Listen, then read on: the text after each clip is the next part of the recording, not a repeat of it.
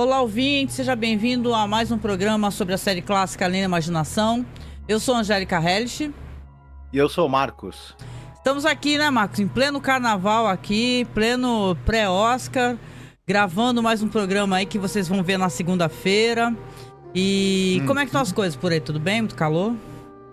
Não, imagina, tá neve, tá uma coisa impressionante, viu? Um clima muito ameno, né? Muito gostoso, né? Uhum. É isso, né? Hoje falaremos aqui, então, do 13º episódio, não é isso? De Night Gallery. E conterá Isso. aqui dois segmentos. Um se chama O Messias na Mott Street e o segundo é O Espelho Pintado, né? O primeiro segmento, inclusive, o roteiro do Rod Serling, né, Marcos? Exatamente. A gente vai falar de dois segmentos sem introduzir ainda a sinopse de nenhum deles, que os dois são muito comentados. São dois segmentos que o pessoal que gosta de Night Gallery curte bastante. E vocês vão entender, à medida que a gente for explicando, por que esses episódios são tão queridos. Um, por conta da qualidade dele, eu diria, e outro porque tem um certo lance engraçado aí que, na época, o pessoal se divertiu muito vendo, né? Ah, muito bom, muito bom. Mas, como estamos aqui, né, querendo avançar aqui as nossas pautas, eu só quero deixar um recadinho no começo, que eu acho que é super importante para quem acompanha a gente. Eu já tenho feito os avisos, né, para vocês, tenho falado da nossa pasta no OneDrive, né, e tenho pedido apoios, né, sempre, né, é chato falar em dinheiro, etc e tal, mas realmente é importantíssimo, né, que nós consigamos manter a nossa pasta, até porque as pessoas todas utilizam, né? Tem todos os episódios de The Twilight Zone, legendados em qualidade. Night Gallery estão sendo atualizados. E muita coisa que eu vou colocar lá. Vou colocar a série dos anos 80. E a gente vem pedindo apoio e eu avisei que agora, quando começasse o mês, que isso daí ia ficar exclusivamente para os nossos apoiadores, né? Sejam os que apoiam mensalmente, religiosamente, via Pix, ou então estão no Apoia-se. Então eu peço para quem fazer esse apoio, entrar em contato com a gente por e-mail, tá? O e-mail é contato.cinemasmorra@gmail.com, que eu vou mandar o link de acesso à pasta. Por quê? Porque agora eu não deixei mais a pasta liberada para todos, somente para os apoiadores. Então as pessoas que puderem apoiar, e a gente espera que essas pessoas possam, porque é uma questão de você conseguir manter o seu trabalho de pé mesmo, entendeu? A gente chegou nesse ponto. Ou a gente consegue apoio, ou daqui a algum tempo a gente não vai conseguir manter os nossos podcasts, ou se der algum problema em algum equipamento a gente não tem como gravar. Então o nosso Pix é apoiomasmorra@gmail.com, tá? É bem fácil. A gente também tem perfil no Apoia-se. E quem estiver apoiando já e tiver interesse em Night Gallery ou The Twilight Zone, entre em contato com a gente pelo e-mail que eu falei. E quem quiser apoiar, fizer o apoio, a gente vê que o apoio tá efetivo, também pode entrar em contato que a gente envia, tá? Então isso aí vai ser um plus que a gente tá dando para quem nos ajuda, né? Porque sim, a sua ajuda é fundamental. Sem ela não tem como continuar, tá bom? Muito obrigado aos apoiadores e aos que vão apoiar, sejam muito bem-vindos. Espero que vocês venham logo, né? Apoiem com o que vocês puderem, 5, 10, 20 reais. Isso ajuda muito na nossa vaquinha para webcam e ajuda a manter essa pasta caríssima do OneDrive, né? Ela não é derrubada como pastas do Mega Upload, Google Drive, uma pasta super ponta firme. Então a gente precisa da sua ajuda, tá certo? Com isso, né, Marcos? Vamos lá então falar dos segmentos, né, de Galeria do Terror. Você quer aproveitar para contar o primeiro e eu vou pro segundo? Ou ao contrário? O que você prefere? Não, pode ser. Só para avisar que esse episódio ele foi ao ar em 15 de dezembro de 71. Portanto, ele é um daqueles episódios que tem alguma relação com o Natal. É muito comum nas séries, esse né? episódio tem uma verve natalina fortíssima, assim. Isso, os episódios que são exibidos, seja dessa série ou de outras, próximo do Natal, às vezes tem tema natalino e é exatamente o caso desse aqui, né?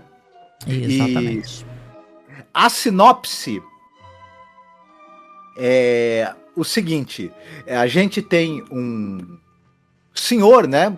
O Abraham Goldman. Ele é um senhor idoso, ele mora com o neto dele, o Mickey, E ele é a única pessoa que cuida do neto. Os pais são falecidos, ele tá doente, não tem grana. Inclusive ele brinca, né, que ele vive esperando que o irmão dele, que mora no outro estado, mande de volta o dinheiro que ele emprestou para ele 30 anos antes, né? E só que o que acontece? Ele tá ali morando num apartamentozinho pequeno com o neto, ele cuidava do neto, só que agora ele tá doente. E estão pensando, né, em assistência social, tá pensando em levar o menino embora, inclusive porque ele não tá mais em condições, ele tá com problemas respiratórios muito graves. Tem um médico que é médico e amigo dele também, quer ajudá-lo de alguma maneira, mas ele tem fé que ele é judeu, né? Inclusive, o pessoal comenta muito que essa é uma daquelas histórias. O Rod Serling é o autor do roteiro, né? Já podemos até lembrar desse detalhe. Que era judeu, né? Que era judeu, mas o Serling tinha essa questão por conta dele trabalhar na televisão e por conta de... Ele tinha essa coisa de adaptar o Natal para os judeus, colocar os judeus em histórias de Natal. E de certa forma, tem o Charles Dickens já fez isso, inclusive, né? Mas é interessante. E essa é mais uma história onde ele faz uma fusão do Natal católico, do Natal cristão, com essa coisa da espera da vinda do Messias dos judeus. E por que o Messias não poderia vir para o Sr. Abraham, que está lá doente, na noite de Natal? Né? Que é onde nasce o Messias dos cristãos. Então, interessante essa fusão, né, que o Rod Serling faz de conceitos das duas religiões, enfim.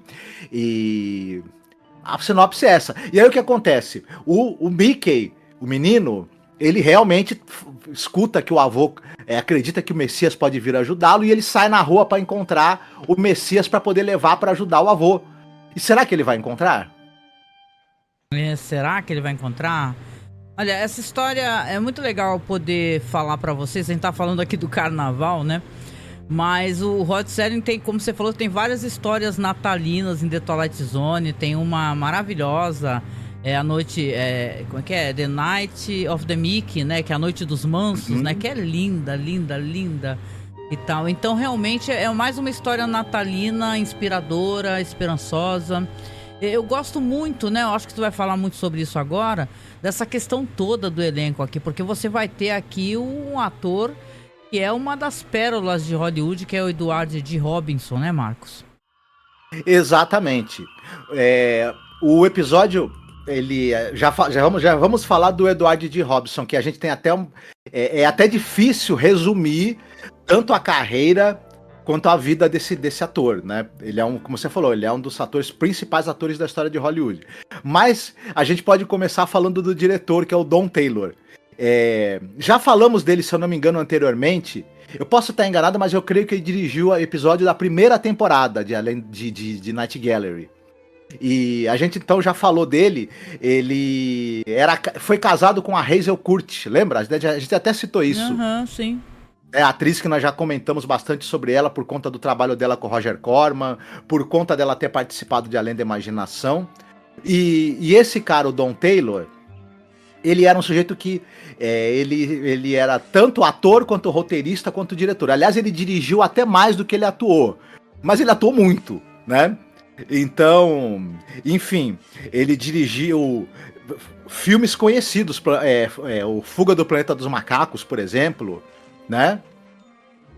Ele é o cara que dirigiu o episódio de Night Gallery que nós comentamos, They Are Tearing Down Tom Hiller's Bar, lembra? Isso. Exato, então ele dirigiu também. A gente não citou a gente citou, ele dirigiu aquele filme da Ilha do Dr. Moreau, que é com o Burt Lancaster e o... Ai, caramba, esqueci o nome do ator agora. Mas enfim, a versão dos anos 70 da Ilha do Dr. Moreau. Michael York, que o Burt Lancaster é o Dr. Moreau. Enfim, já falamos sobre esse diretor, ele fez muita coisa na vida. E esse episódio tem no elenco, entre outros, o Edward G. Robinson. E aí eu vou me estender, não vou tentar não me estender muito, mas vou falar um pouquinho desse personagem, né, tão interessante, tão controverso, que é o Edward G. Robson. Esse cara, ele é de origem romena, ele chamava Emanuel Goldberg. Mas o que acontece? A família dele migra para os Estados Unidos, fugindo do antissemitismo, e enfim. E aí o que acontece? O cara, ele vai para Broadway. Ele começa a estudar teatro, ele estuda teatro, vai pro teatro, depois pra Broadway, ele participa de mais de 30 montagens na Broadway, além de trabalhar em rádio. Só que o Edward D. Robson, ele ficou famoso porque, tanto na Broadway quanto no rádio, ele acabou ficando famoso fazendo mafiosos, criminosos. E aí Hollywood olhou pro cara e falou, esse cara, ele é muito bom pra fazer criminosos, mafiosos. Muito bem, ele vai pro cinema, ele vai se tornar o maior ator de dramas criminais da história do cinema americano. O pessoal lembra, claro, do James Cagney, o pessoal vai lembrar de Marlon Brando, mas ninguém chega perto do Edward G. Robson, não tem como. Primeiro lugar, nos anos 30, por conta mesmo de filmes como Inimigo Número 1, que é com o James Cagney, tava um boom do filme de drama criminal. O Edward G. Robson participa de trocentos desses filmes e fazendo muito sucesso. Ele é o... Por exemplo, você tem ali o Alma no Lodo, que ele faz o famoso gangster Little Caesar, um dos gangsters mais famosos da história do cinema. Mas aí o que acontece? Depois, ele faz diversos dramas criminais com diversos diretores importantes. Se a gente for... Não dá pra citar tudo que o cara fez, é muita coisa mesmo. Mas enfim, eu citei esse filme famoso, Alma no Lodo, né? Que é o filme do Melvin Leroy. Ele também ele participa do Último Gangster, Um Simples Assassinato, O Gênio do Crime do Anatoly Litvak. O Gênio do Crime, ele faz um pesquisador que tá estudando mentes criminosas e vira um criminoso. Enfim, ele fez... Aí o que acontece? Nos anos 40... tem a ascensão do filme noir. Ele começa no cinema mudo, ele migra do cinema mudo pro cinema falado, faz sucesso nos anos 30 como criminoso, fazendo papel de criminosos. Aí nos anos 40 vem o cinema noir, que é o quê? Dramas criminais também. O que acontece? O homem tá em tudo que é filme noir. Né? Só para citar alguns exemplos aqui, pra gente não se estender demais, ele tá, por exemplo, no filme Pacto de Sangue, Double Identity, do Billy Wilder. Um dos filmes mais importantes, um dos dramas criminais mais importantes da história do cinema e um dos mais importantes filmes noir. Ele tá em diversos filmes de noir e de gangster e de crime do Fritz Lang. Enfim, depois, ele também fez policiais, promotores de justiça, maridos abusivos, médicos. Ele era um ator muito capaz, vindo do teatro, então ele encarnava qualquer papel. Ele fazia o gangster mais cruel, perverso, até o homem mais bondoso. Ele tá nos 10 Mandamentos também, né? Ele é o capataz. Esqueci o nome do... exatamente, ele é o capataz no 10 Mandamentos, esqueci o nome agora do personagem. É marcante, que é malvado pra caramba. Isso. Ele tá no filme como Soylent Green, né?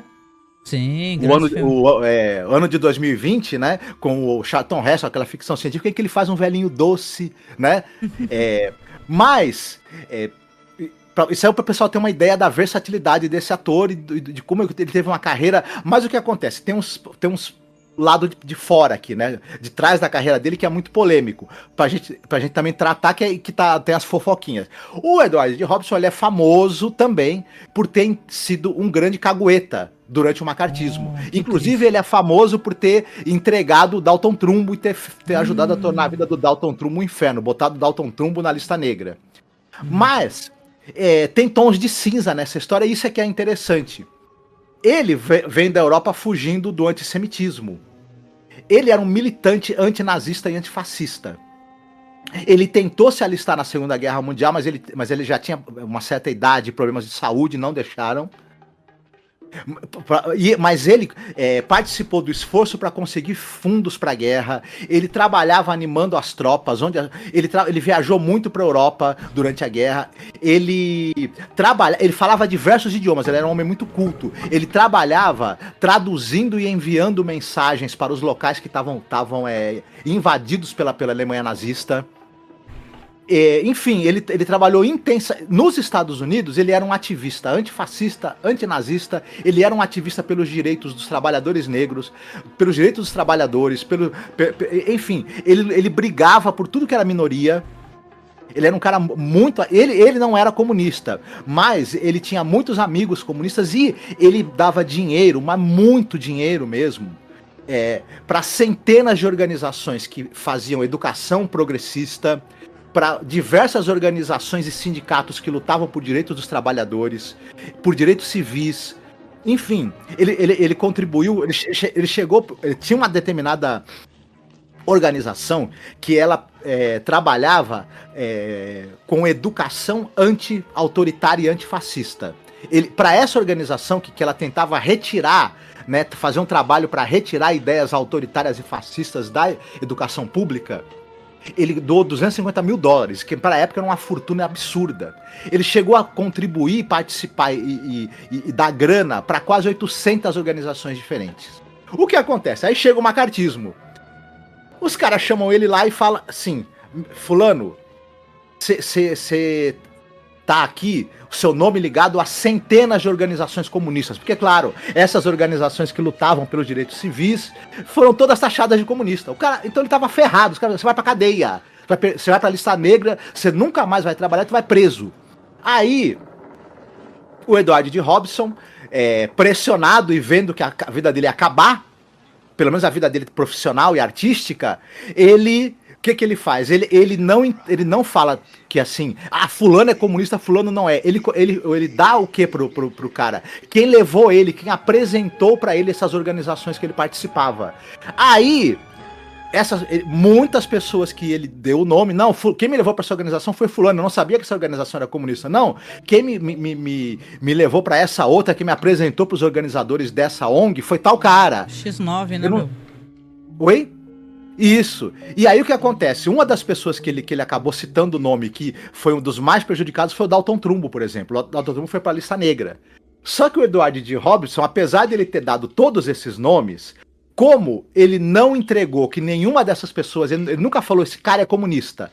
Ele deu o nome da pessoa como pessoa que tinha relação com essa mesma ONG ou essa mesma entidade que ele apoiava. Ele entrou pra lista cinza. O que é a lista cinza? Na lista negra, você não podia trabalhar mais. Você não participava de nada mais, estava banido. Na lista cinza, era só produção de baixo orçamento. O Edward D. Robinson, um dos maiores nomes de Hollywood, o que ele foi fazer nos anos 60? Participar de filmes de baixo orçamento, filmes B. E ele foi lá trabalhar em filmes de muito menos destaque do que ele tinha. E foi trabalhar na televisão. Ele aparece em muitos episódios de televisão também, incluindo aí Night Gallery. No final dos anos 60, né, ele se eu não me engano, ele morre em 1970, ele morre em 73. Mas no finalzinho dos anos 60 ali, ele começa a conseguir voltar, né? O macartismo acabou e ele começa a querer voltar a ter papéis. Só que ele já tá com a saúde comprometida. Ele ganha o papel do Dr. Zaius no filme do Planeta dos Macacos. Só que por conta dos problemas dele cardíacos que ele já tinha, as horas de maquiagem, o calor, as dificuldades que a maquiagem trazia para os atores respirarem também, ele teve que recusar o papel e teve que recusar outros papéis também. Né? Quem acabou ficando... Quem assistiu o filme vai lembrar que o Dr. Zaius acabou sendo feito pelo Maurice Evans. Mas era para ser o Edward D. Robinson. E aí, ele já com problemas de saúde vai falecer em 73. O último trabalho dele é o Silent Green, né? Que nós já falamos. E essa é um pouco da vida, né, controversa desse grande ator, né? Que história interessante, né? Que história interessante.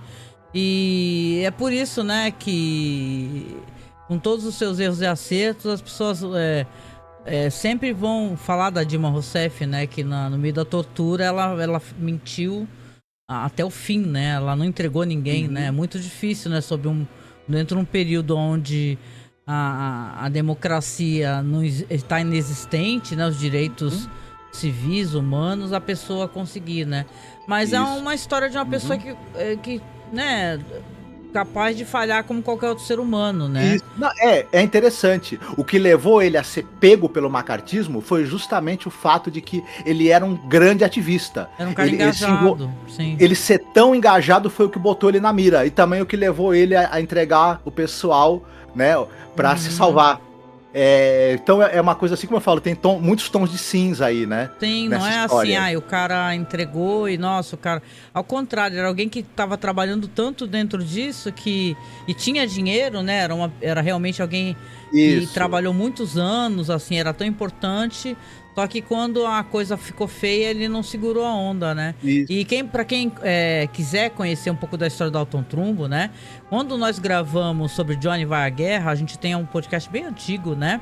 Tá no nosso Spotify, tá lá na nossa lista de programas, né?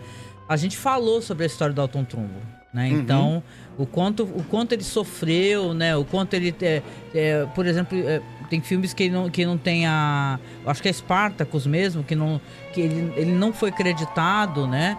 Na época e tudo, tem que ser com nome diferente. Então é interessante. Mas falando-se em Edward G. Robinson, né? Eu acho que a atuação dele nesse episódio... O episódio é praticamente dele, gente. É um episódio que a atuação dele é o mote, é o que nos leva, nos emociona, sabe? É impressionante o quanto que ele entrega de atuação.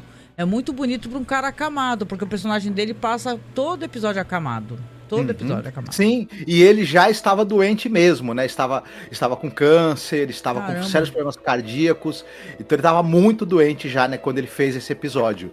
E... como você falou, né? A atuação é absurda. É uma das melhores atuações que você vai ver nessa série. Fantástica. Outro personagem... Bom, a gente comentou na sinopse que ele tem um médico, que é o Dr. Morris Levine, que é amigo, médico e amigo, né? E tenta ajudá-lo. O Morris Levine, ele é vivido por um ator chamado Tony Roberts. O Tony Roberts morreu agora em 2025, inclusive. Caramba. Faleceu recentemente. Ele é muito a cara daquele outro ator. A gente ficou, porra, não é possível, do Ron Perlman, né? Ele parecia muito com o Ron Perlman, exatamente. Caraca, muito a cara mesmo. Do Ron Perlman novo, sabe, gente? Sim. O Tony Roberts, ele é famoso basicamente por conta dos filmes do Woody Allen. Ele era um dos atores que fazia parte daquela turma que estava em vários filmes do Woody Allen. Ele participou muito dos filmes do Woody Allen dos anos 70 e 80. Então ele tá, por exemplo, em Sonhos de um Sedutor, Noivo Neurótico, Noiva Nervosa, Memória, Sonhos Eróticos de uma Noite de Verão, A Era do Rádio. Enfim, então ele era uma presença muito constante nos filmes do Woody Allen e o pessoal lembra dele provavelmente dali, né? Era o cara que parecia o Ron Perlman que estava nos filmes do Woody Allen. Né? Outra coisa interessante, que talvez seja interessante na carreira dele, nos anos 90, foi feito uma espécie de audiobook, podcast. Eu falo audiobook e podcast porque foi feito depois como um audiobook, mas depois foi transmitido como se fosse um podcast depois quando você passou a ter internet. Era uma leitura da trilogia Star Wars. O pessoal pegou os roteiros dos filmes, transformou numa narrativa e tinha foi feita uma narração dramática gravada dos 3 filmes, né, transformados em narrativa. E quem foi o cara que foi a voz dessa narração foi também o Tony Roberts. Então ele também é conhecido por ter sido o cara dos audiobooks de Star Wars, né, da trilogia clássica de Star Wars.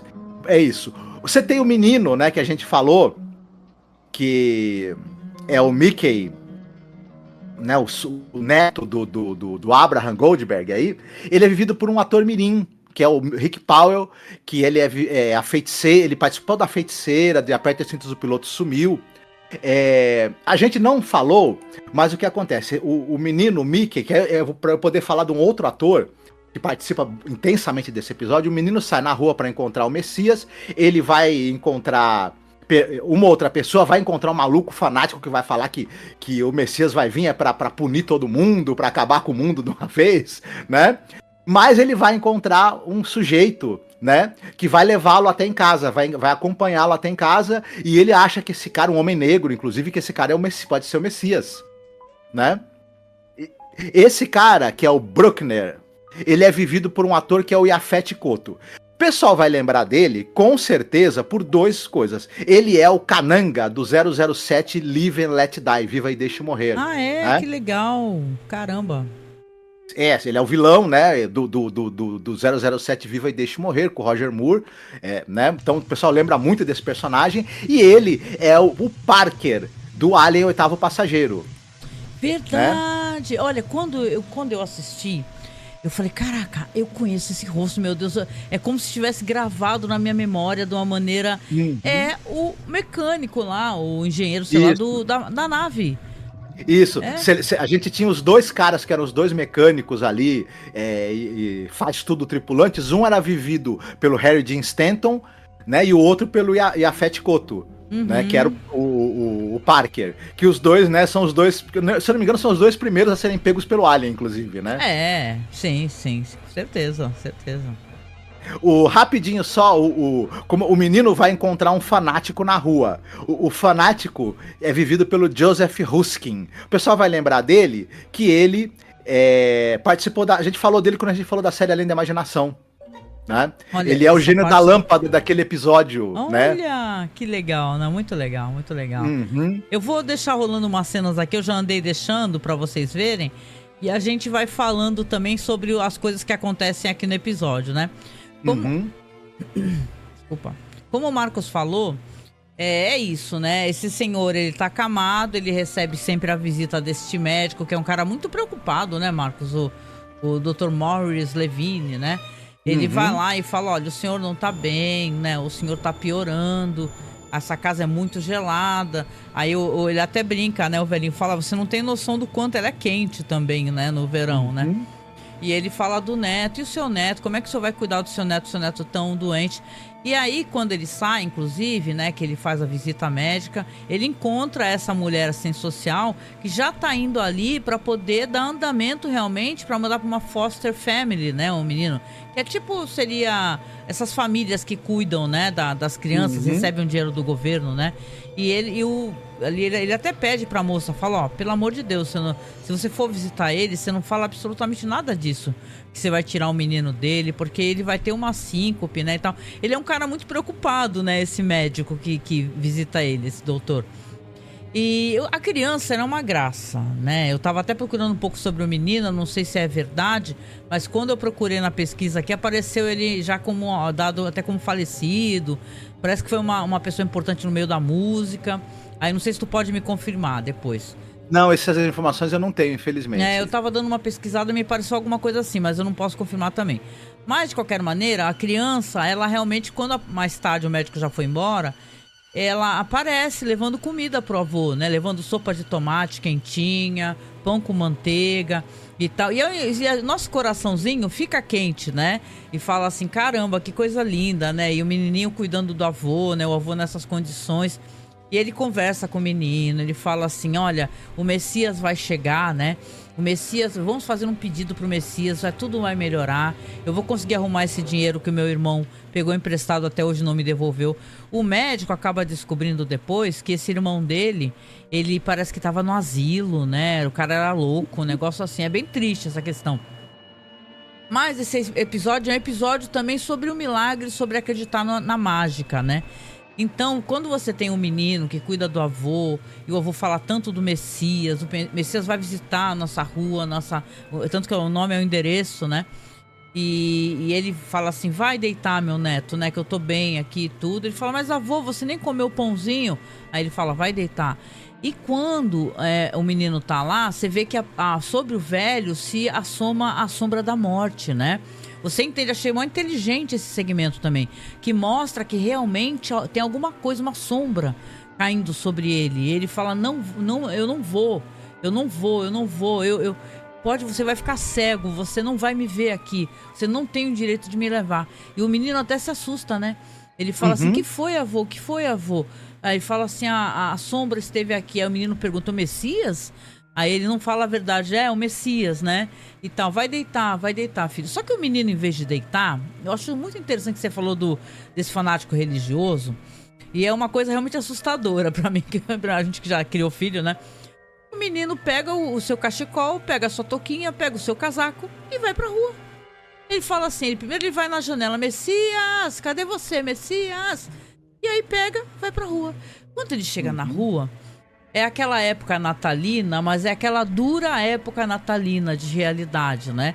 Quando ele atravessa a rua, o Papai Noel é um homem amargo, né? Que fala pra ele, o que você tá procurando? Ele fala, você é o Messias? Ele pergunta pro Papai Noel. Aí ele fala, não sou o Messias, né? E tal. Aí o Papai Noel, sabe, com aquele ar cansado também, entristecido. Aí ele continua andando pela calçada. Ele vai encontrar pessoas ali se aquecendo num tambor, né? No fogo. Ele vê uma velha cutucando ali um lixo. Então, sabe, aquela realidade dura, né? Que você fala, meu Deus, né? Essa criança vai procurar o Messias, né? E pode até acontecer uma tragédia no meio disso, ele ir pra rua sozinho, né? Perguntando para as pessoas, você é o Messias? Você é o Messias? E aí ele encontra este cara, que eu acho interessante você ter comentado, que é o fanático religioso. E ele fala assim pro fanático, fala assim, você é o Messias? E o fanático fala, eu sou, e o mundo vai acabar. O mundo tá acabando. Você, seu... Aí ele fala do avô, né? Você, seu avô, sua família, todo mundo vai morrer. E ele começa a apavorar aquela criança, né? Gritando loucamente. Esse momento é um momento muito tenso, né? Só que atrás dele tem um homem, né? Uma figura assim no escuro que vai se aproximando e fala assim pro fanático, para de assustar essa criança. Agora, segura ele, assim, tira de perto do menino, né, Max? Sim. E aí nós vamos ter a presença aí do personagem, né, do Bruckner, que é o Yaphet Kotto, né? Uma coisa engraçadinha, você tinha perguntado do menino, né? Do ator. Né, do ator aqui, o Rick Powell. Aí tem uma coisa interessante, ele tá vivo, ele tem 63 anos, ele... Foi ator mirim, apareceu em séries, a gente citou aí A Feiticeira e outros aí, né? Ele depois foi para trabalhar como executivo e diretor de programação da NBC, ficou 25 anos. Caraca! Trabalhando.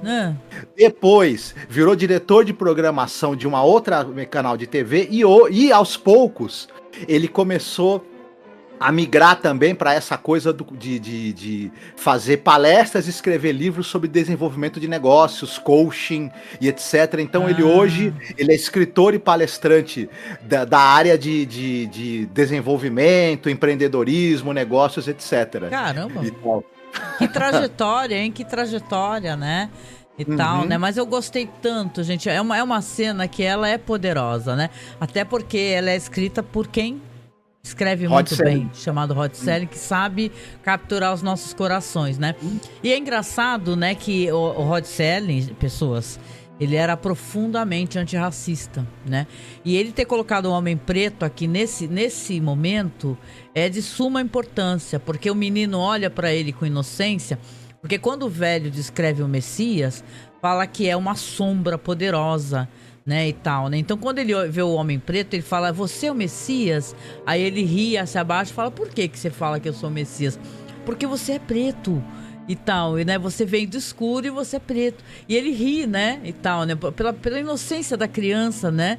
E a criança fala assim, eu falo isso, assim, por acreditar, né? Ele fala, você tá sozinho? Onde é que você mora? Ele pergunta, o personagem.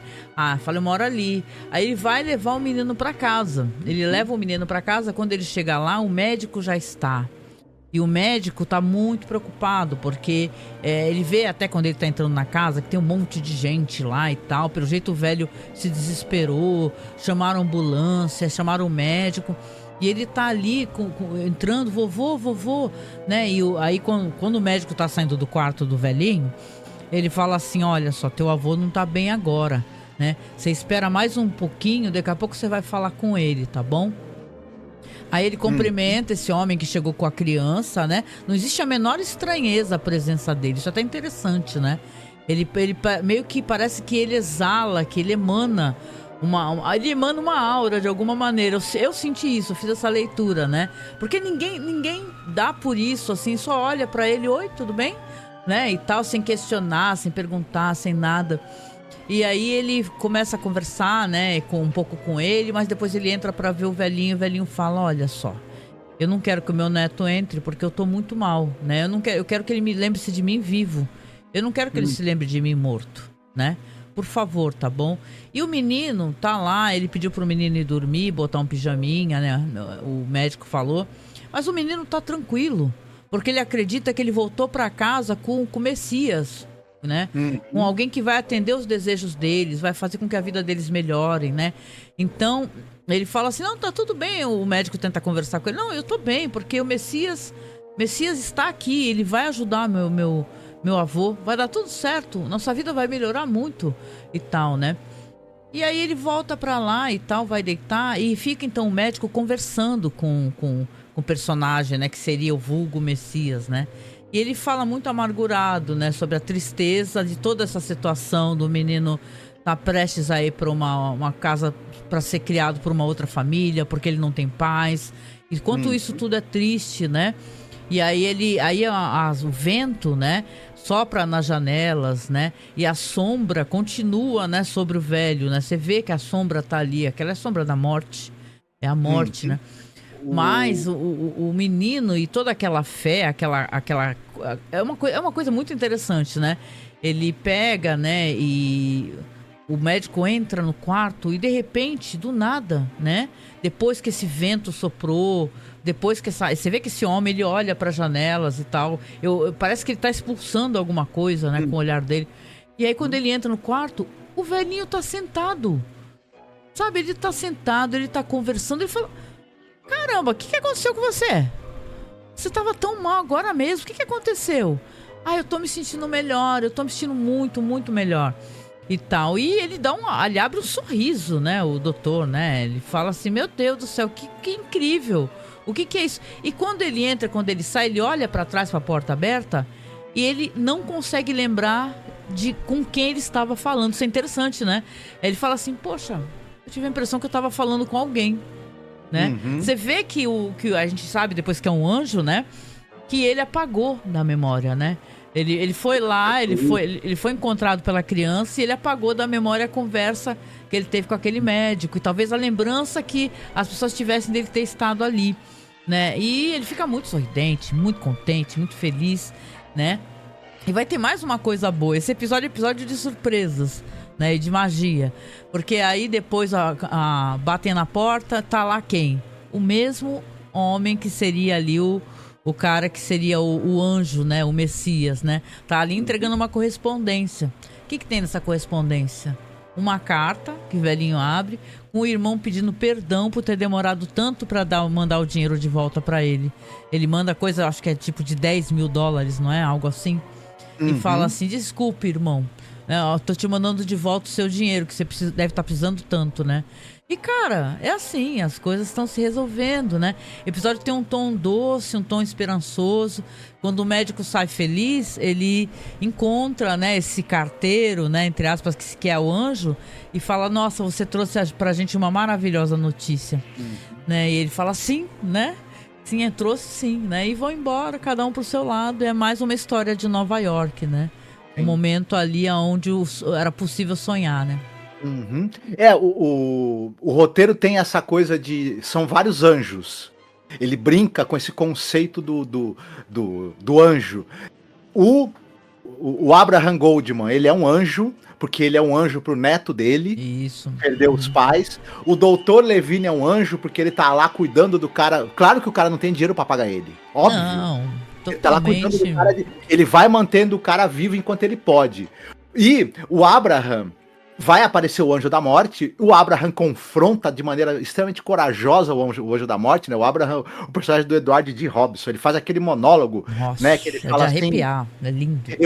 Você fulano, você seu apagador de velas, seu sem face, sei quem é você é o Anjo da Morte, não estou pronto pra você, volta lá pra seu, né? Como é que ele fala? Seu enfeite de mausoléu, meu coração ele ainda chama ele de um monte de coisa, tudo que tem a relação com a morte, muito bom.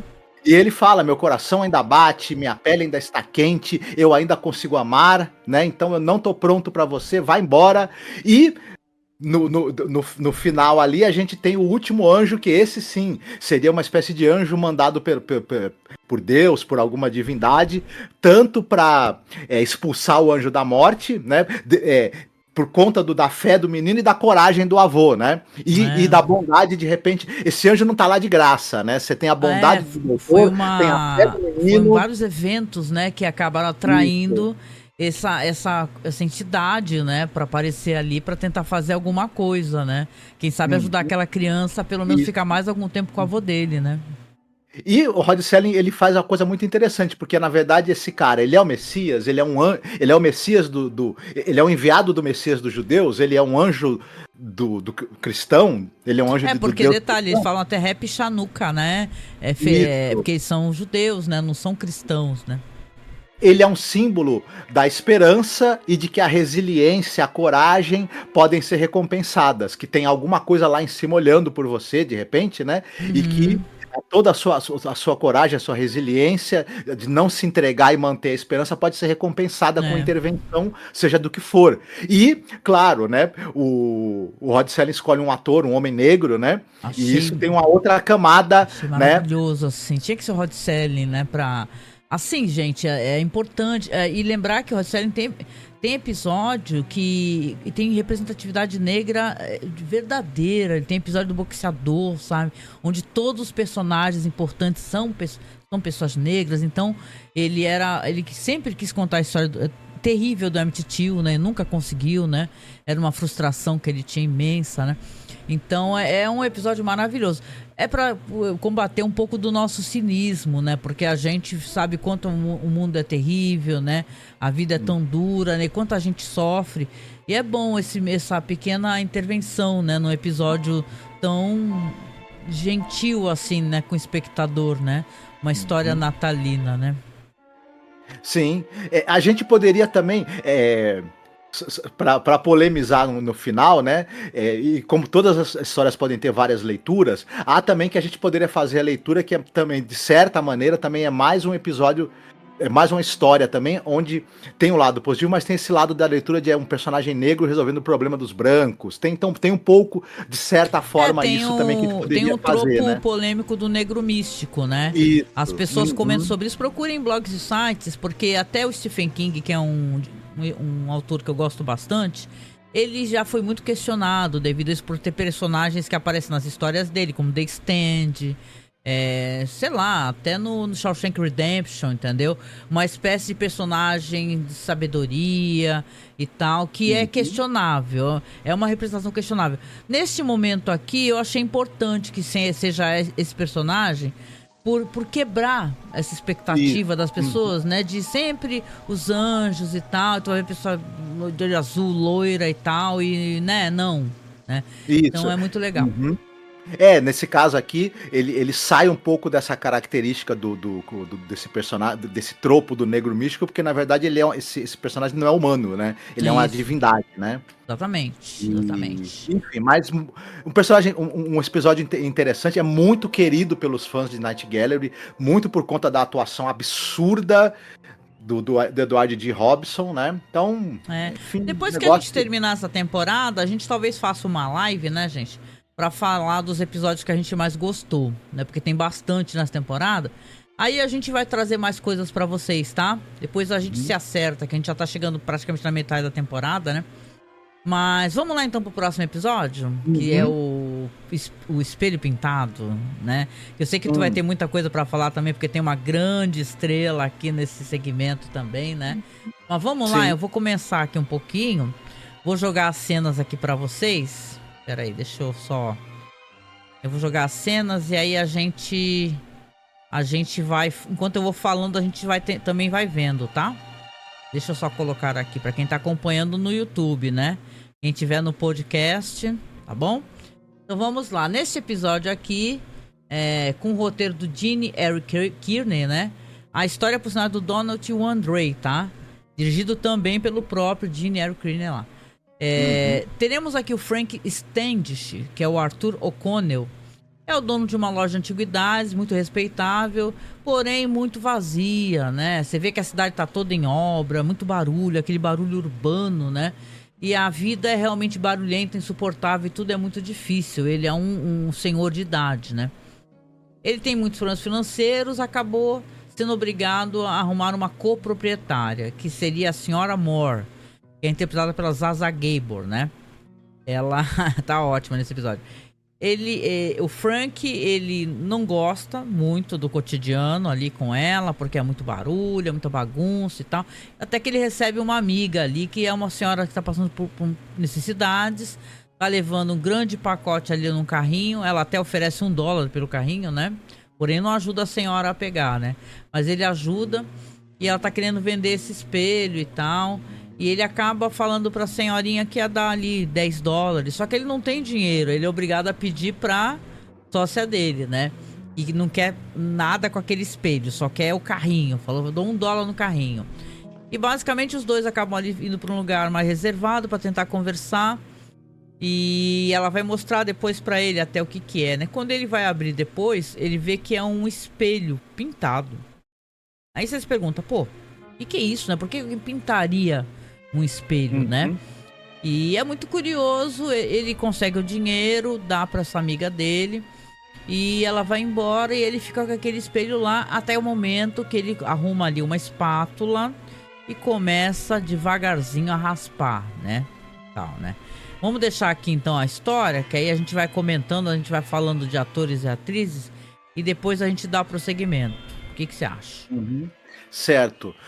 Já falamos bastante do Gene R. Kearney, ele é o diretor e o roteirista desse episódio. Escute episódios anteriores nossos, que você vai saber que nós falamos bastante da carreira desse cara, né? E o autor do conto, o Gene R. Kearney, ele está adaptando um conto do Donald Vandrey. Esse Vandrey era um escritor de ficção científica, fantasia, tipo pulp, né? E a gente falou do August Derleth. Falamos várias vezes o cara que era dono da editora Arkham Publishers e publicou em livro pela primeira vez a obra do H.P. Lovecraft e também coletâneas de autores dos contos que apareciam na revista Weird Tales. Esse cara, o Donald Vandrey, o André, não sei como se pronuncia, era sócio dele. Ele é cofundador da Arkham House Publishers. Caralho. Ele e o August Derleth. Então ele era escritor e também editor. Bom, você citou aqui que nós temos uma personagem interessante aqui, que é a Zaza Gabor, né? Aliás, nós temos aqui a personagem da... É a Senhora Moore. Isso.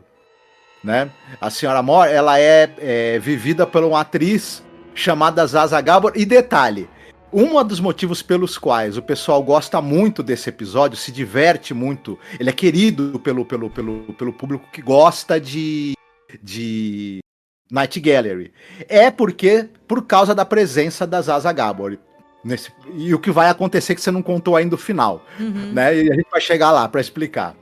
A Zaza Gabor, essa fulana, ela era uma personalidade. Ela era uma figura famosíssima. Ela é uma atriz de origem húngara. Origem húngara? Isso, ela era... porque quando ela nasceu, na verdade, ela é de origem austro-húngara. Porque quando ela nasceu, a Hungria e a Áustria eram um império ainda, era um império austro-húngaro. Mas ela nasceu em Budapeste, na Hungria. Ela era muito conhecida, porque é o seguinte, a família migrou para os Estados Unidos e ela era atriz. Logo ela começou a fazer sucesso em Hollywood. Mas o que acontece? Ela já era rica. Ela começou a entrar no cinema em Hollywood, chamou muita atenção porque ela era aquele tipo europeu. Ela era uma pessoa altamente glamurosa, ela era muito chique, a Zaza Gabor, chiquérrima, eu diria. E o que acontece? Ela virou uma espécie de símbolo do glamour do europeu em Hollywood, do ator europeu em Hollywood. Então, ela era aquela loira, extremamente chique, rica, ela foi socialite. Além do trabalho dela como atriz, ela ficou muito conhecida como milionária e socialite. Ela era uma Narcisa Tamborideg de lá. Isso, só que com a diferença que enquanto que a Narcisa Tamborideg é uma besta quadrada, ela era uma mulher inteligente, culta, realmente fina e muitíssimo bem-humorada. Olha só, ela teve 9 casamentos. Ela foi casada, por exemplo, com o Conrad Hilton, que era o dono dos hotéis Hilton. Ela foi casada com atores famosos. Ela foi casada com... E ela aparecia também na televisão, em séries de TV, como atuando e também como ela mesma. Volta e meia você tinha uma série de comédia, aparecia a Zaza Gabor como Zaza Gabor na série. Não, né? Esse nome tão espetaculoso, né? Ela dava muitas entrevistas, aparecia muito em programas de televisão, enfim. E ela ficou famosa também porque nessas entrevistas e nesses programas de TV... Só pra citar uma coisa, no começo de carreira dela, faltou falar um negócio que é divertido também. Ela, por exemplo, ela tá no filme Moulin Rouge, do John Huston, né? Ela tá no filme Destruir Minha Própria Vida, onde ela conhece o George Sanders, que é um dos maridos dela. Ela tá na Marca da Maldade, do Orson Welles. Só que o que acontece? A Zaza, ela não precisava realmente atuar, porque ela já tinha grana. Então, o que ela adorava, ela fazia porque ela gostava. Então, e ela topava qualquer papel. Ela aparecia num filme do Orson Welles num dia, aparecia num filme classe Z de ficção científica no outro. Dá pra entender a aparição dela aqui na série também, nesse papel maluco, né? Ela não recusava papel, era um negócio engraçado, ela gostava do babado. Então, quando ofereciam pra ela um papel sério ali, num filme importante, ela ia, né? Ela tá, como eu falei, ela tá em filmes como Moulin Rouge, A Marca da Maldade, mas ela também tá em filmes como Prisioneira do Kremlin, que é um filme em que o Joseph Stalin finge a própria morte e vai viver escondido nos Estados Unidos. Ela faz a Rainha de Vênus, é um filme de ficção científica, onde o pessoal vai pra Vênus e encontra a Rainha de Vênus. Ela tá em filmes como A Corra que a Polícia Vem Aí 2, A Hora do Pesadelo 3. Ao mesmo tempo, ela tá em dramas do Playhouse 90. Doideira, enfim, ela era aquela figura. Atuava porque curtia mesmo, né? Porque curtia. Quando ela faleceu, ela tinha uma propriedade, ela morava numa propriedade que era 3 mil metros quadrados. Tem uma ideia. Ela era muito rica.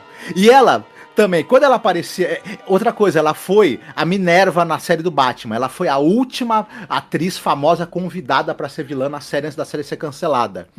E aí o que acontece? Ela era uma pessoa muito rica e muito bem-humorada, teve 9 casamentos, e ela era famosa porque ela falava muitas frases espirituosas sobre casamento, e divórcio, e herança, e dinheiro dos maridos, quando ela aparecia nas aparições dela na TV e tudo. E eu selecionei algumas das frases dela. São divertidas. Uma delas que é assim: eu sou uma ótima dona de casa. Cada vez que eu me divorcio, eu fico com a casa. Muito bom.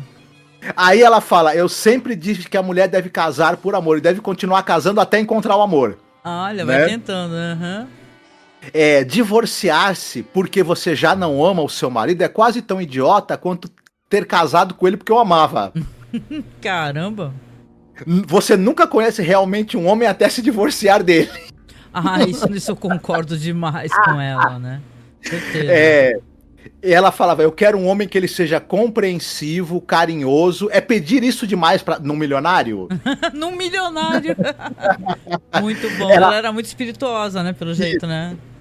Eu nunca odiei tanto um homem a ponto de devolver os diamantes que ele me deu. Certíssima. Muito bom, muito bom. Aí tem duas até que ela brinca tem duas que são muito famosas. Uma que é: a única profundidade que os homens admiram em uma mulher é a do seu decote. Essa frase ficou famosíssima, já deve ter ouvido, né? E outra, eu não sei nada sobre sexo, fiquei casada a minha vida inteira. Meu Deus. Enfim, algumas das frases famosas. Ela era muito engraçada também, pelo jeito, né? Aí o que acontece? Por que esse episódio é tão querido? Você lembra da Paris Hilton lá no filme Casa de Cera? Na Casa de Cera, que todo mundo queria ver a Paris Hilton morrendo? Também, O que acontece? Nesse episódio, a Zaza Gabor já era famosa, né, nos anos 70, já era famosa tanto como atriz, quanto como multimilionária, quanto socialite, essa figura toda. Aí, o pessoal... Vai acontecer um certo negócio nesse episódio que o pessoal se divertiu demais. É parecido com a diversão do pessoal ver a Paris Hilton morrendo na Casa de Cera. Aqui rola algo parecido com essa. Sim, né? Sim, é verdade. Vamos chegar lá. Tu quer falar de mais alguém? Senão vou dando prosseguimento aqui. Sim, eu vou falar rapidinho do pessoal do do elenco. A gente tem o Frank, né, que você falou. Esse episódio é um negócio interessante. O Frank é um homem obsoleto, né? Não é à toa que o episódio começa com as pessoas... ali o pessoal das obras trabalhando num local onde tem prédios demolidos. Porque é como se a velha cidade estivesse sendo demolida e tivesse sido substituída por prédios novos, uma nova era. E o Frank é um cara de outra era, né? E essa dona da loja, né, a Mr. Moore, que é vivida pela Zsa Gabor, ela quer tudo moderno, ela quer estar dentro da crista da onda da modernidade. E ela vê esse cara que trabalha na loja dela como um refúgio antigo. É muito triste isso. O Frank, ele é vivido pelo Arthur O'Connell. E ele é um cara que ele trabalhou, ele participou muito nos teledramas, né, na época dos anos 50, no auge dos teledramas, ele participou de vários. Ele faz uma ponta não creditada no Cidadão Kane, mas ele tá em filmes famosos. Por exemplo, ele é o Clint das Sete Caras do Dr. Lau, um filme que eu adoro. Você vai lembrar, talvez você lembre dele lá no filme. Lembro, pô, com certeza. Ele é um dos protagonistas, ele tá no Destino do Poseidon, ele faz, se eu não me engano, o cara que é o marido da Shelley Winters, no Destino do Poseidon. Que é um filmaço, hein, gente? Muito bom. Isso. Ele é o Parnell Emmett do filme Anatomia de um Crime, um dos filmes mais importantes dos anos 50, o filme de tribunal, né, do Otto Preminger. Filme importantíssimo, ele faz um papel importante nesse filme. Ele também é o Coronel Donald do filme Viagem Fantástica, por exemplo, né? E também ele é o Billy do Ben, o Rato Assassino, que aí é um ponto mais baixo na carreira dele, mas o pessoal que lembra do filme Ben, o Rato Assassino, aquele filme nojento, vai lembrar. Eu gostava desse filme, você acredita? Aqui você não reviu ele agora mais... Não deve passar na regra dos 15 anos, certeza. Isso. Não, e ele tem, e claro também, né, tem a musiquinha do Michael Jackson lá, que o pessoal vai lembrar, mas o filme é sobre a amizade do menino com um rato geneticamente alterado e que é um rato assassino. Não sei. Muito bem. Tem que reassistir qualquer hora dessa. Você disse que o Frank, ele tem uma amiga, né, que é a Ellen Chase, essa senhora, né, que tenta penhorar, ela tá com dificuldades financeiras, ela tenta penhorar as coisas dela lá na loja para conseguir o dinheirinho, coitada, né. Ela é vivida pela Rosemary DeCamp. Essa Rosemary DeCamp é uma atriz que ela teve mais de 50 anos de carreira no cinema e na televisão. O pessoal talvez lembre dela, ela tá no filme do Mowgli. Lembra do longa-metragem em live action do Mowgli, lá dos anos... Não lembro, 40, não sei nem se eu assisti, acho que não. Ele é dirigido pelo Zoltan Korda, um filme famoso com que o Mowgli é vivido por aquele ator, o Sabu, né? Ela é a Hilda do filme 13 Fantasmas, do William Castle. Oh, maravilha, eu lembro, hein? 13 Fantasmas comigo mesmo. Isso, fora isso é ela no cinema. Na televisão ela participou de Buck Rogers, Arquivo Confidencial, Família Dorremi, Família Buscapé, Ilha da Fantasia, enfim, uma atriz de longa data, muito competente também, falecida em 2001. E é isso, acho que são os 3 personagens principais que a gente tem aí, né, nesse episódio. Ah, legal. Então vamos lá pro desfecho pra contar o que acontece, que é muito divertido, cara. Tem esse lance, né? Ele consegue uma grana pra amiga dele, pede lá pra sócia dele, ela dá, e ele fica ali com aquele espelho, né? Ela fala pra deixar lá, e quando ele dá uma raspadinha, né? Você vai ter essa cena que tá passando aqui, vai ver que estranhamente, quando ele tira aquela tinta do espelho, aparece uma coisa que parece um céu. E você fala, what? Né? E tal, né? Ele olha pra aquilo, só que aquela raspadeira que ele tá usando não tá muito afiada, ele fica meio cansado, ele vai raspando um pouquinho, raspa até bastante, só que aí ele vai terminar isso daí, ele vai dar uma afiada, né? Depois ele vai terminar, né? A amiga dele vai toda ofendida embora porque a mulher é muito mal educada, né? E aí ele fica cansado, ele começa a raspar, ele raspa até bastante, né? E tudo, acaba até indo dormir, né? Porque ele é um velhinho, né, gente? Ele vai raspando lá e tal. Mas afiou a parada e no outro dia ele vai realmente pra ver o que tá acontecendo. Olha aí a cena aí dele tirando aí um pedaço que parece o céu, né? Aí você já fica, what the fuck, né? Que é isso? É um espelho, é um portal pra alguma coisa, né, meu? E tal. E aí depois ele vai continuar esse trampo aí, depois que ele der uma afiada. E vai continuar raspando. Conforme ele vai raspando, ele vê que vai se descortinando, ali a amiga dele volta também no dia seguinte, né? Ele vê que vai se descortinando todo um cenário, todas umas folhagens estranhas, com tons esquisitos. A sócia dele tá lá berrando, né, pra ele ajudar a receber umas caixas lá, só que ele tá com a amiga dele conversando e nem tchunga, né? E vai lá raspando, a mulher vai atendendo os clientes lá. E conforme ele aumenta aquele espaço todo daquela moldura antiga, né? Ele vê que tem um cenário meio estranho. Parece o quê? Que tipo de lugar é esse? Não existe vegetação assim, com esse tom, né? Por que essas cores, né? Por que esses picos montanhosos estranhos? E até quando a mulher tem uma cachorrinha, né? Que fica ali, tem gato, tem cachorro, né? Tem um momento até que eu lembro, o gato vai correndo, né? Pra dentro da tela, que realmente ele coloca a mão, a mão passa ali. Tem um espaço ali, um vazio lá pra dentro. E aí o gato vai correndo e volta a pinote, né? Volta rapidão, né? E ele vai conversando, fala, que coisa que é essa, meu? O que seu marido tinha? Porque ele fala que a amiga dele fala que era do marido, né? Que ele tinha largado no sótão por muitos anos, né? Aquele é um espelho mágico, né? Esse aqui é um episódio de espelho mágico. E aí eles vêm lá e enquanto isso a coisa tá louca lá na loja, né? O cachorro latindo sem parar e tal. A mulher vai lá falar pra ele, a sócia, ó, que vai dar uma grana pra ele, mas quer que ele vaze. Não quer mais que ele fique lá, né? Aí ele, puta, né, meu, e tal. Só que aí acontece uma coisa interessantíssima, que vai ser o que vai dar o desfecho pro episódio. A cachorra corre com tudo pra dentro do quadro. A cachorra corre. E quando a cachorra corre, ela vê a Zsa Gabor, lá, essa personagem, a Senhora Amor, que, porra, né, ela vai correndo atrás e tal, e se enfia lá pra dentro. E a mulher nem questiona, ela só corre atrás da cachorra, né? E conforme eles estão vendo lá, primeiro que ela jogou essa bomba antes disso acontecer, né? Falando que queria acabar com a sociedade, queria dar uma graninha pra ele, que ele vazasse de lá, porque ele era estorvo pra ela, né? Queria aquela sala dela. Falou, eu quero esse espaço pra mim. Aí a mulher vai correndo atrás e tal, e conforme ela vai correndo, cara, ela não se liga em nada, ela só fica só chamando a cachorro o tempo todo, chamando. E você vê que começa a aparecer umas cenas estranhíssimas, de uma mão assim, meio, sei lá, de um monstro. Tem uma cena que fica repetindo em loop, que parece que é um lagarto, que alguém aplicou alguma coisa, alguma maquiagem ali no lagarto, né, pra parecer um dinossauro, alguma coisa lá. E ela correndo lá no meio da neblina, gritando. E, cara, ela quando ela dá por si, né, conforme ela vai correndo, aparece uma caverna, né? E quando ela tá na caverna, assim, na beirada da caverna, alguma coisa parece que vai atacá-la, né?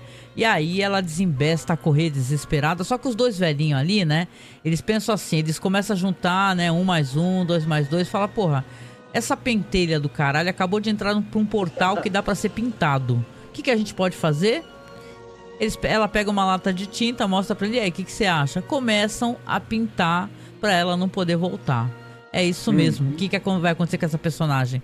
Ela tá presa a ser atacada, tá correndo desesperada, e quando ela voltar, já tá pintado. Eles fecharam o portal, gente. E aí não tem como, né, ela voltar. Ela tá presa naquele mundo jurássico lá, porque é o que dá a entender. Répteis primitivos, provavelmente que vão devorá-la, né? Que vão devorar. Notou que o gato voltou a milão, né? E tal. Então, realmente é um episódio que acontece isso no final, que os velhinhos falam assim, quer saber? Vamos detonar essa mulher que não tem como, cara. Ela tá enchendo a nossa paciência. E é isso que fez também, a gente tinha citado, né, antes, o público gosta muito desse episódio, na época se divertiu, porque, como eu falei, se era divertido na Casa de Cera ver a Paris Hilton morrendo, o pessoal se divertiu muito de ver essa socialite, atriz famosa, riquíssima, que era a Zsa Gabor, né? Se lascando, né? Morrendo também. Né? Divertido, claro, né? O pessoal deve falar assim, porra, essa socialite aí, cheia de glamour, vai ser devorada pelos dinossauros, hein? Imagina você ter um episódio de uma série de TV que tem a Narcisa Tamborindeg morrendo, sendo devorada por um lagarto. Não, ela morrendo e alguém falando assim, porque é famoso um vídeo da Narcisa falando com a Maite Proença, né? Que ela, quando o Tarcísio Meira morreu, aí ela morreu. Desculpa. Ela dá uma risada, morreu. Sabe, como se fosse, foda-se se morreu, tá ligado? Então, aí ela dá uma coisa, ai, desculpa, meio assim, né? Não sei se estava chapada também. Mas de qualquer maneira, né? Essa é um final muito interessante, divertido, né? Aquele episódio que ia ser engraçado, de certa maneira, né? Que no final quem venceram foram os velhos, né? Que vão ficar ali com espaço e se livraram da sócia, né? E tal. Então é divertido, sim. Gostei.